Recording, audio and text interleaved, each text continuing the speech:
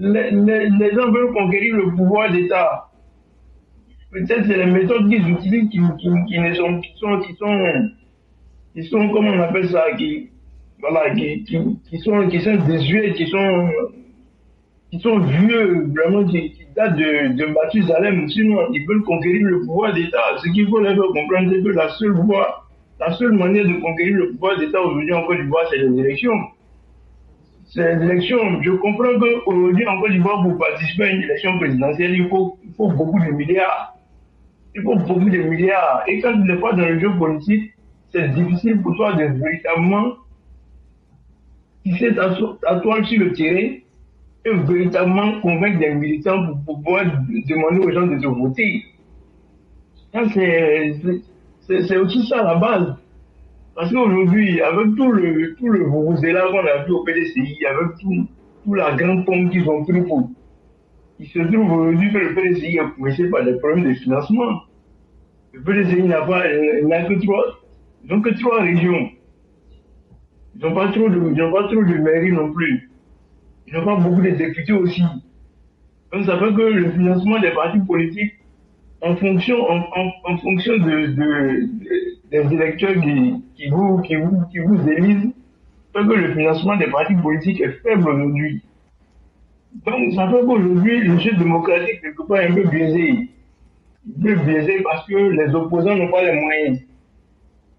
Et si aujourd'hui ils sont contraints de passer par ces voies de moyens plus ou moins illégaux, c'est parce qu'ils n'ont rien.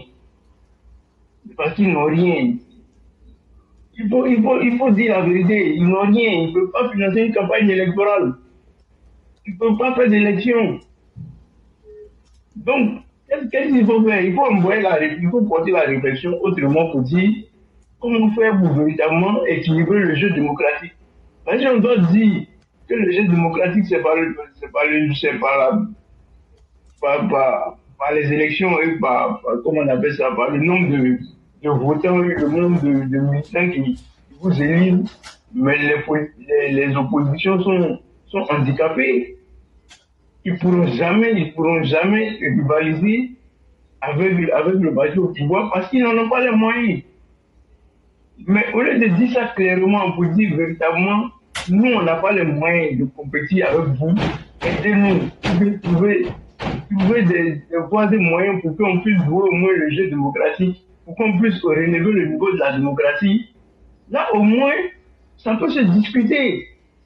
Mais dire qu'il faut mettre Laurent Gbagbo sur la liste électorale, il ne peut pas faire campagne, il n'a pas l'argent. Il ne peut pas faire campagne. Dans tous les 25 000 bureaux de vote qui ont Côte d'Ivoire, là, vous ne pouvez pas passer des représentants dans tous les 25 000 bureaux de vote. Parce que vous avez un problème de représentativité. Mais ça aussi, il faut expliquer aux gens. Les gens n'ont pas l'argent pour faire des élections, donc c'est des troubles. Or, aujourd'hui, en Côte d'Ivoire, tu ne peux pas faire de troubles non plus. Donc, qu'est-ce qu'il faut faire? Il faut effectiver le président. Non, il n'a qu'à se retirer. Pour aller où? Je pense que la démocratie, malheureusement, c'est ça, c'est la dictature de la majorité. Oui, c'est la dictature de la majorité. C'est ceux qui gagnent là qui s'imposent à vous. Mais si vous ne voulez pas aller voter, ne votez pas, c'est pas grave. Mais si vous n'en gagnez d'une voix de plus là, la seule voix de plus qu'ils en gagnent là, ils vont vous imposer leur dictat. Vous serez obligé de marcher selon leur projet, selon leur programme.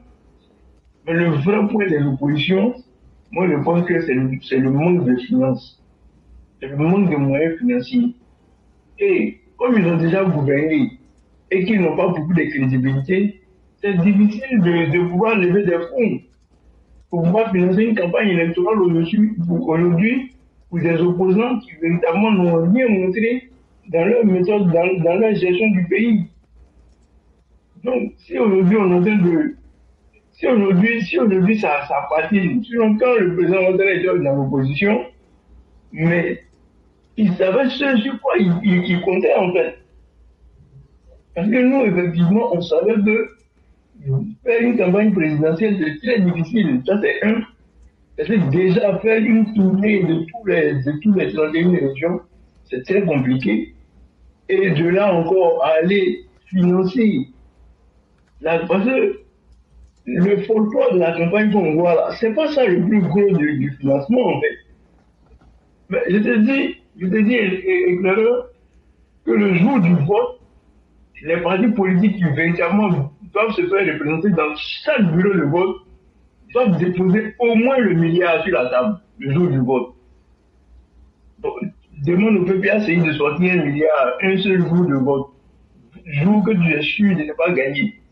C'est-à-dire que tu finances ta défaite à 1 milliard.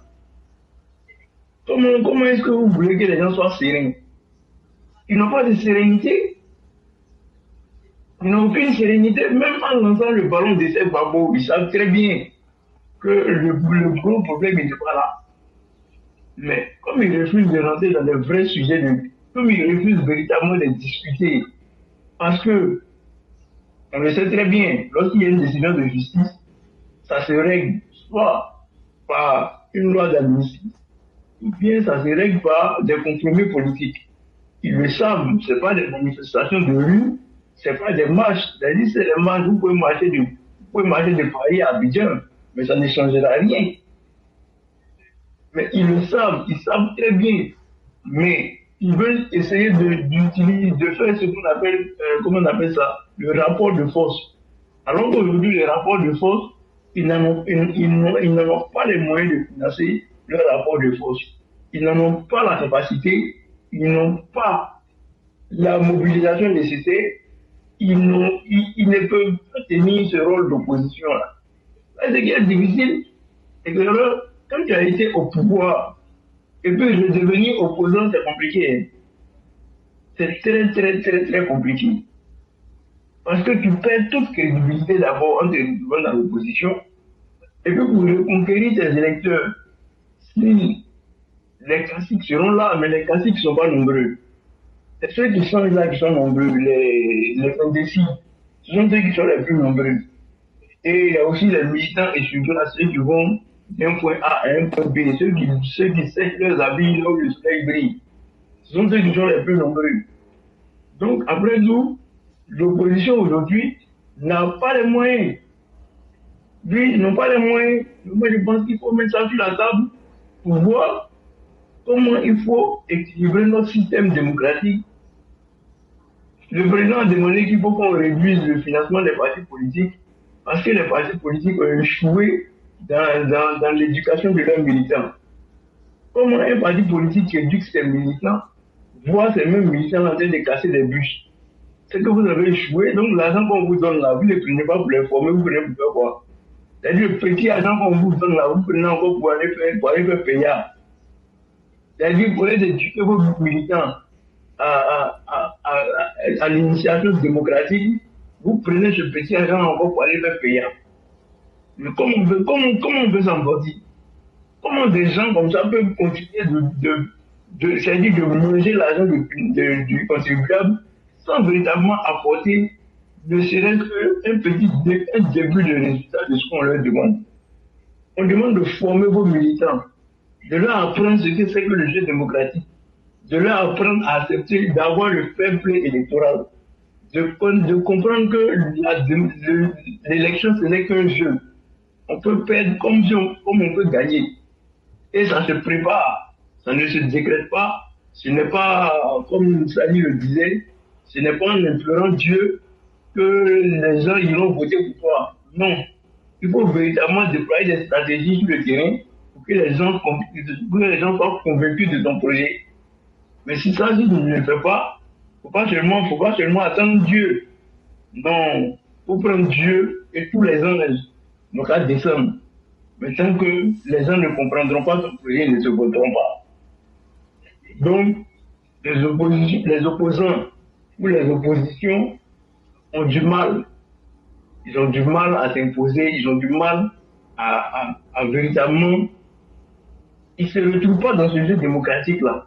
Ils ont toujours été habitués à des gouvernements d'union nationale où on mélange les crabes et les poissons dans un même gouvernement et on leur demande de produire des résultats. Aujourd'hui, il n'y en a pas. Aujourd'hui, ça n'existe pas. Il y a des gens qui sont surpris de savoir qu'il n'y a pas de ministre PPACI. Mais il n'y a pas de ministre PPACI, ils ne sont pas au pouvoir. Il y a des gens qui disent non, que le président Ouattara gouverne seulement avec ses gars. Mais c'est eux qui ont gagné. C'est ça, le jeu démocratique, c'est la dictature de la majorité. 51% ont gouverné 49%. C'est comme ça que ça a toujours fonctionné. Donc, on est obligé, c'est-à-dire, pour que le jeu soit beaucoup plus intéressant, ce n'est pas donner des quitus à certaines personnes, à certains foyous, à certaines personnes qui ne sont pas éligibles. Ce n'est pas leur donner une quitus pour participer à une élection qui donnera de l'éclat au jeu démocratique. Non. Il faut voir plus loin, il faut que les oppositions viennent nous dire exactement ce qui fait qu'aujourd'hui, ils ne sont pas sur le terrain. Ce qui fait qu'aujourd'hui, ils n'arrivent pas. Regarde. La liste électorale a été augmentée de 500 000 voix. Mais attends, donc pour les oppositions, vous dormez. Pour les oppositions, vous dormez. C'est-à-dire qu'à partir de 2010, jusqu'à aujourd'hui, on va bientôt arriver en 2025. Et c'est-à-dire, de 2010 à maintenant, c'est 1 million de personnes seulement qui se sont ajoutées à la liste. Mais ça craint. Je me demande qu'est-ce qu'ils font, les partis politiques, qu'est-ce qu'ils font? Quel rôle ils jouent? Donc, l'argent qu'on leur donne là, qu'est-ce qu'ils font avec? S'ils n'arrivent pas à convaincre de nouveaux majeurs venir s'inscrire sur la liste électorale, s'ils n'arrivent pas à mettre de nouveaux électeurs sur la liste électorale, ça c'est le b.a.-ba de l'élection, ça. Comment on peut comprendre qu'une liste électorale où vous n'avez pas gagné depuis 10 ans, vous n'arrivez même pas à engranger au moins 3 à 4 millions de personnes sur la liste électorale. Mais rien qu'avec ça, là, les partis au pouvoir, ils vont dormir tranquille. La preuve, quand il y a les élections passées, c'était un raz-de-marée. Puisque la liste électorale n'a sensiblement pas bougé. Et quand on va dans des élections où il n'y a pas véritablement d'enjeu, les gens ne sont pas pour aller voter.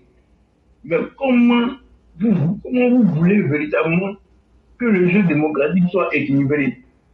Nous, on veut bien que le jeu démocratique soit équilibré, qu'aujourd'hui, nous ne sommes pas pour dire, demain on risque de perdre le pouvoir, parce que vraiment la liste électorale, on a eu au moins 3, 4, 5 millions d'électeurs en plus, et donc il va falloir aller conquérir ces 5 millions d'électeurs-là. Mais il n'y a pas. Les opposants sont paresseux. Même pour convaincre les gens pour aller s'enrouler, ils n'arrivent pas à le faire. Mais comment est-ce qu'on peut continuer à leur donner de l'argent? Moi, je pense qu'il faut qu'on supprime cet argent-là. Ou bien on leur donne des objectifs. S'ils n'atteignent pas les objectifs, l'argent, on ne leur donne pas. Parce qu'on ne peut pas continuer de leur donner de l'argent alors que sur le terrain, ils ne font pas le travail. La prochaine liste électorale, si liste électorale doit avoir si on doit avoir une nouvelle révision en 2025, normalement, on ne doit pas avoir 7 millions, 8 millions d'électeurs. On doit planer vers les 12 millions. Mais les oppositions, ils font quoi? En train de pleurer sur la misère, mais quand tu vas pleurer sur la misère, là, dis-lui, viens t'inscrire sur la liste électorale pour changer les choses. C'est la seule manière. C'est le seul moyen de changer le pouvoir.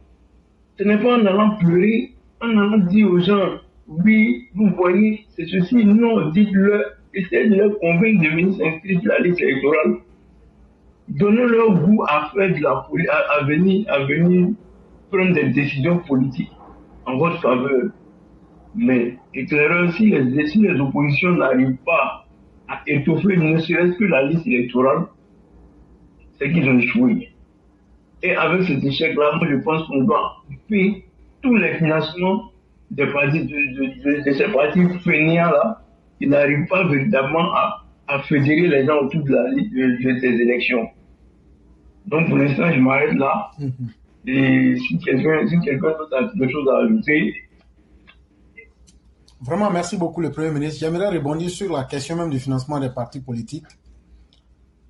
Parce qu'à quoi sert-il de jeter de l'argent dans le désert ou même dans le feu? Mais moi, j'irais même un peu plus loin que vous. En fait, ces sommes-là servent à abrutir même leurs militants. Si encore elles doivent servir à quelque chose, ce qui m'étonnerait. Et c'est l'argent du contribuable ivoirien. Et nous sommes obligés de nous prononcer là-dessus pour essayer de remettre au centre même de la question le sens même du financement des partis politiques en Côte d'Ivoire. Est-ce que ça rend les partis plus dynamiques pour se réunir autour de l'idéal social qui est qu'il faut protéger les vies humaines? Ça sert plutôt, ces sommes-là, à engraisser les opposants politiques, à leur permettre de bien vivre et pour certains, essayer de rendre le peuple plus stupide. Et je suis totalement d'accord avec vous. Plutôt que de diminuer, est-ce qu'il ne faut pas penser même à supprimer cela? Parce qu'un parti qui veut conquérir le pouvoir d'État doit être capable de se maintenir sans les moyens de l'État. C'est le minimum. C'est le minimum. Toi, tu dis que tu vas t'occuper de nous. Tu vas pouvoir changer notre destin. Mais toi-même, tu n'arrives pas à t'occuper de toi-même. Tu as créé ton parti là. Tu veux que c'est nous, on s'occupe de ton parti en te finançant. Mais tu es en train de nous dire que quand tu vas venir, qu'on va te donner le quitus d'avoir en main les caisses de l'État, mais tu vas les gérer comme un foutoir. Et malheureusement, c'est pourquoi c'est l'une des plaies même du multipartisme, c'est que avoir une diversité de partis n'est pas un problème. Mais les partis ont été créés sur des bases identitaires, tribales ou ethniques, ou bien on a des multitudes de partis, mais qui sont des groupes d'intérêt économique. Ça veut dire quoi? Vous, le Premier ministre, moi, Sundiata, avec Maire Salib, on s'attend ici, on dit, bon, écoutez, la mode, c'est qu'on peut faire des partis. Hein. On crée un parti, nous, on s'en fout, même si on ne gagne pas. Mais si on arrive à faire assez de bruit et qu'on arrive à obtenir un financement, même si on arrive à obtenir 50 millions, on n'a rien fait. On peut se prendre chacun 10 millions par an. Et puis maintenant, les autres 10 millions, on fait semblant de blaguer quelques idiots, on paye du coup pour eux, et puis bon, c'est fini. Et c'est comme ça que beaucoup... Sinon, dans un pays comme la Côte d'Ivoire, pourquoi aller retrouver des multitudes de partis politiques? C'est justement ça, l'intérêt économique qui le retire. Les partis politiques, surtout en Côte d'Ivoire, sont d'abord des groupes d'intérêt économique. On vient, on crée un groupe privé, parce que chaque parti politique est un groupe privé. Mais si toi-même, tu n'arrives pas à t'occuper de ton parti, est-ce que c'est sûr que tu pourras t'occuper des Ivoiriens? Toi qui dis que tu vas venir changer notre vie, toi-même, tu n'arrives pas à changer la vie ou même à maintenir l'organisation que tu as en main. C'est assez suspect et ça devrait interpeller les Ivoiriens à demander des comptes à ces partis politiques-là et surtout à voir même s'il ne fallait pas supprimer ou diminuer drastiquement. Parce que c'est là aussi qu'on pourra mesurer leur amour pour la Côte d'Ivoire. Parce que l'homme politique, c'est celui qui est prêt à aller au feu pour ses concitoyens. C'est celui qui veut qu'on retienne de lui qu'il a fait un passage dans sa société. C'est ça le rôle d'un homme politique. Donc un homme politique, c'est celui-là qui doit faire le sacrifice de montrer la voie aux autres. Mais quand toi tu dis aux autres, l'argent des impôts que vous avez collecté là, donnez-moi, je vais m'engraisser dedans. Et quand vous allez voir que je suis très bien dans ça, vous me donnerez maintenant les clés de la République. Je vais vous montrer comment on gaspille l'argent du peuple. Et c'est pourquoi nos opposants ivoiriens ne peuvent pas gérer correctement l'argent du peuple, qu'ils soient dans l'opposition ou à la gestion du pays. Et c'est assez triste. Et c'est un constat qui est amer, mais il faut quand même le mettre en face de chacun. C'est vraiment important. Et donc, la parole est réouverte à nouveau pour quiconque voudrait la prendre.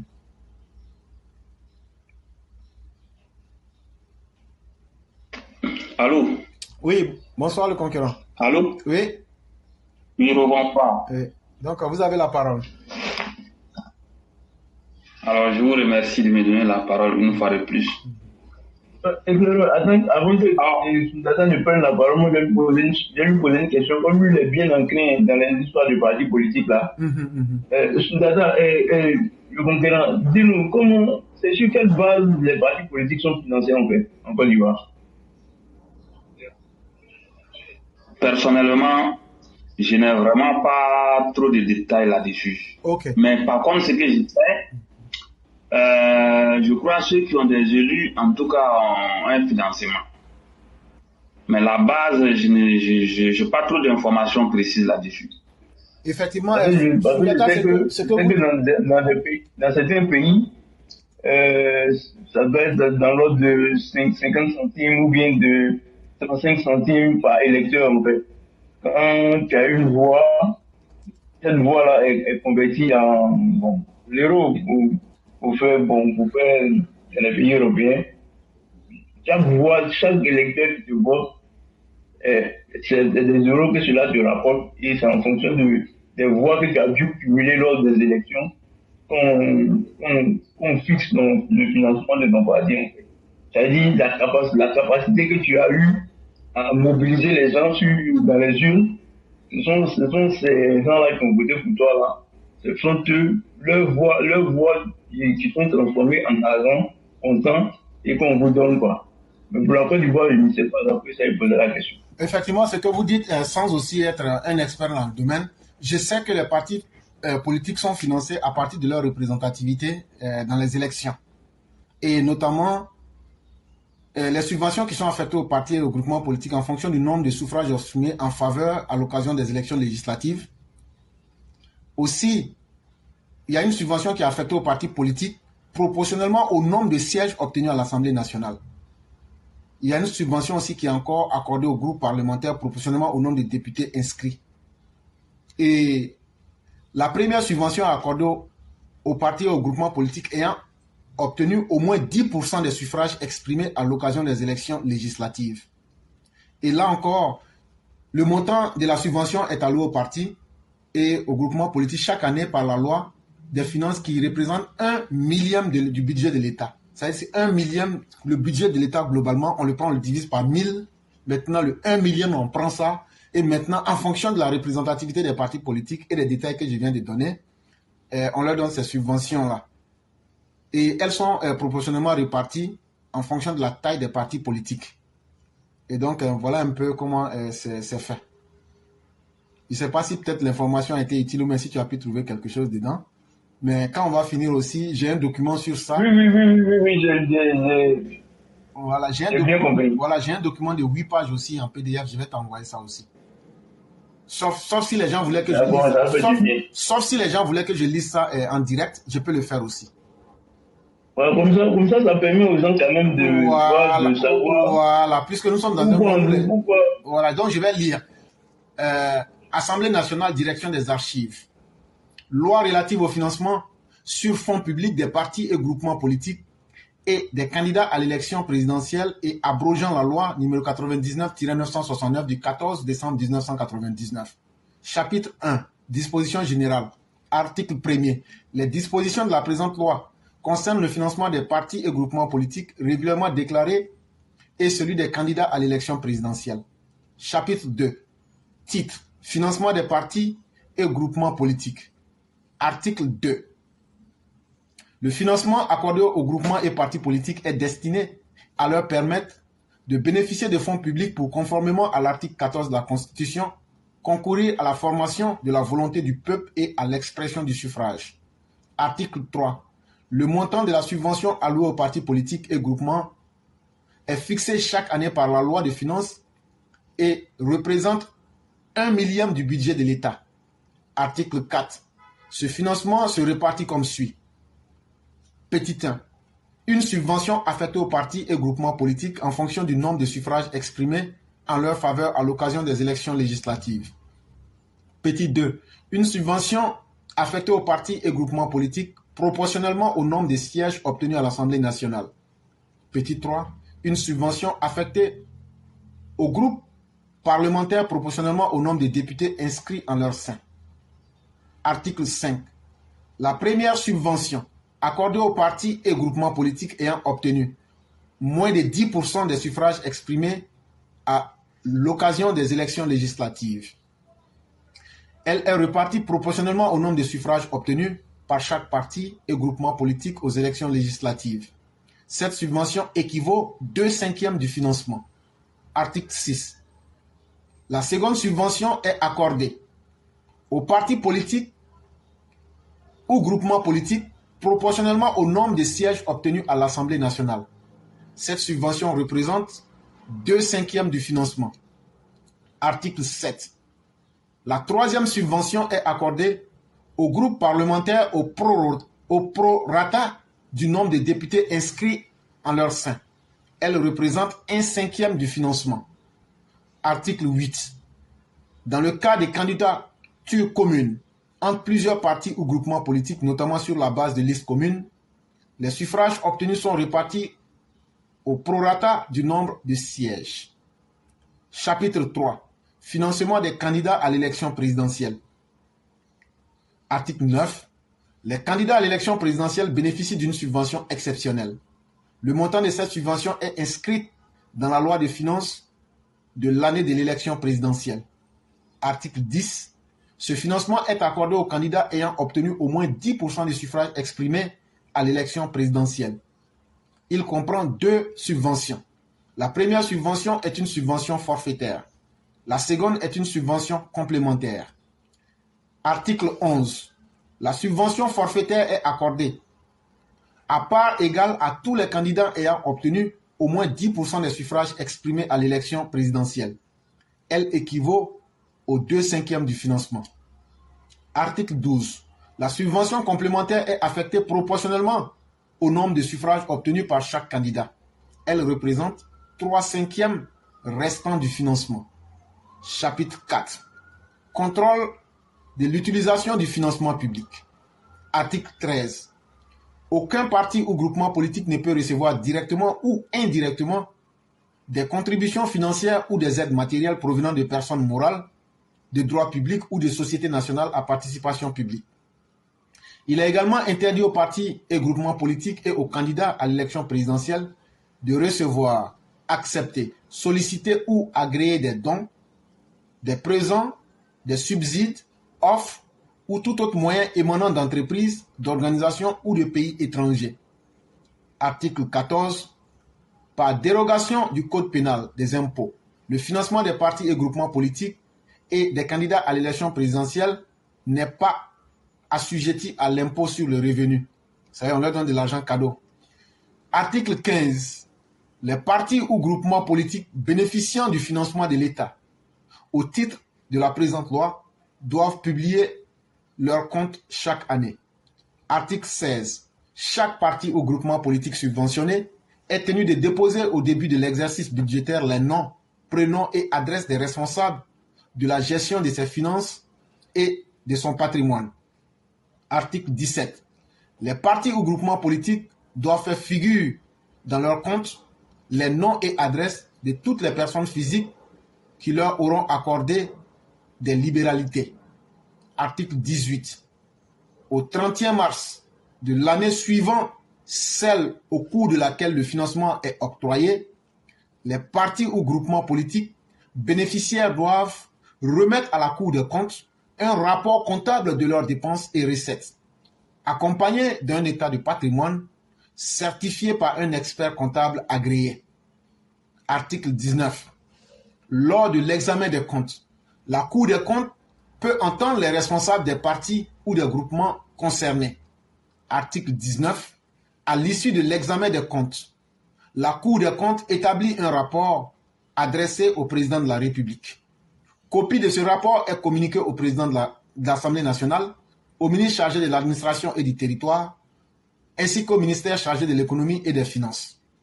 Ce rapport devra mentionner le montant de la subvention de l'État, celui des recettes et dépenses du parti ou groupement politique, les observations de la Cour des comptes et, le cas échéant, les explications des responsables de la gestion des finances et du patrimoine concernés. Article 21. Les violations des dispositions de la loi présente, notamment les fausses déclarations, entraînent la suspension du droit à la subvention sans préjudice de poursuites judiciaires. Constituent également des violations à la présente loi 1. Le non-respect des dispositions prévues aux articles 13, 15, 16, 17 et 18 de la présente loi. Deuxième, la démission après élection du candidat ou de l'élu du parti ou groupement politique qui l'a investi. Dans ce dernier cas, la part de subvention versée au titre de ce candidat ou de cet élu reste acquise au parti ou au groupement concerné jusqu'à la fin de la législature. Article 22. Pour les violations relevées par le rapport de la Cour des comptes, La décision de suspension de la subvention est prise par décret en Conseil des ministres sur proposition conjointe du ministre chargé de l'administration et du territoire et du ministre chargé de l'économie et des finances. En ce qui concerne les violations résultant de la démission après les élections, la décision de suppression et de subvention est prise par décret en Conseil des ministres sur proposition du ministre chargé de l'administration du territoire, saisi par la Commission. Chapitre 5, dispositions diverses et finales. Article 23, les modalités concernant la détermination du montant du financement des candidats à l'élection présidentielle et celles relatives à la budgétisation, à la répartition et au versement aux bénéficiaires des financements prévus aux articles 2 et 9 de la présente loi sont définies par une commission créée à cet effet et fixées par décret pris en Conseil des ministres sur proposition conjointe du ministre chargé de l'administration du territoire et du ministre chargé de l'économie et des finances. Les attributions, l'organisation et le fonctionnement de la commission sont déterminés par décret pris en Conseil des ministres. Article 24. Le financement prévu à l'article 2 de la présente loi est mis à la disposition des bénéficiaires un mois après la publication du rapport de la Cour des comptes.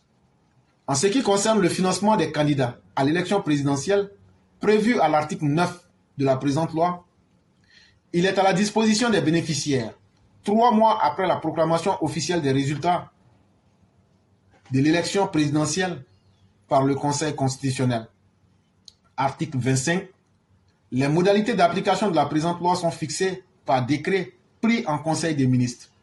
Article 26. La présente loi abroge toutes les dispositions antérieures, contraires, notamment la loi numéro 99-694 du 14 décembre 1999 relative au financement des partis et groupements politiques et des candidats à l'élection présidentielle sur fonds publics. Article 27. La présente loi sera publiée au journal officiel de la République de la Côte d'Ivoire et exécutée comme loi de l'État, fait et adoptée en séance publique. Abidjan le 9 septembre 2004. Un secrétaire à l'Assemblée nationale, Abou Koulibaly, le premier vice-président à l'Assemblée nationale, Amon Agomart. Et donc, voilà un peu l'article que je voulais lire. Mais éclaireur, il y a un truc dans ce que vous venez de lire tout à l'heure là. C'est-à-dire, on a demandé aux partis politiques de déposer un bilan comptable de leurs activités auprès de la Cour des comptes. Effectivement. Quand ils commencent à s'attaquer au rapport de la Cour des comptes là, personne n'a jamais dit, tout le monde oublie que les partis politiques n'ont jamais déposé un bilan comptable auprès de la Cour des comptes. Tout ça qui crie où est passé l'argent, où est passé l'argent des passeports, vous-même vous avez l'argent, vous n'êtes pas venu vous rendre compte. Non, mais ils pensent qu'ils peuvent tromper le peuple. Et c'est pourquoi, lorsque j'ai détaillé les choses sur la Cour des comptes, j'ai dit que eux-mêmes, si la Cour des comptes fait son travail, eux-mêmes, on doit leur demander des comptes. Même les ONG, les ONG doivent des comptes à l'État. Si elles reçoivent ces ONG-là des fonds publics, elles doivent même rendre compte. Même les chefs du village, normalement, s'ils reçoivent des fonds publics, ils doivent venir rendre compte. La Cour des comptes doit aller vers eux pour demander comment ces fonds ont été utilisés. Mais il y a une chose qui est l'écriture des lois et une chose encore est leur application. Il y a toujours un fossé et ça, c'est la triste réalité. Mais le talon d'Achille du pouvoir, donc après... Justement. Si ce pouvoir-là n'applique pas ça, va compter sur les autres. Hein? Non, personne ne le fera. Pas du tout. C'est pas sur les autres qu'il faut compter. Ouais.